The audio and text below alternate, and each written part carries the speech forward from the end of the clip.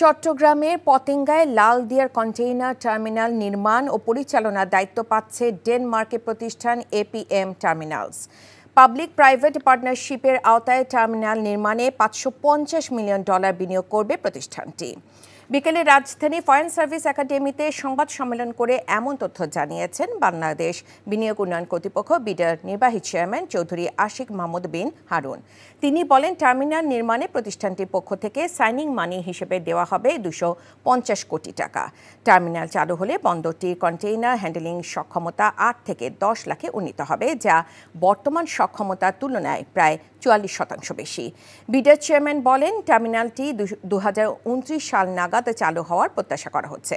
বর্তমান বিনিয়োগ, তিনি বলেন, গেল 1 বছরে দেশে বিনিয়োগ বেড়েছে 20%। এই পুরা প্রজেক্টটা করতে ওনাদের প্রায় $550 মিলিয়ন মতো খরচ হবে, উইচ ইজ বাংলাদেশি টাকা যদি আমি ক্যালকুলেট করি প্রায় 6,700 কোটি টাকা।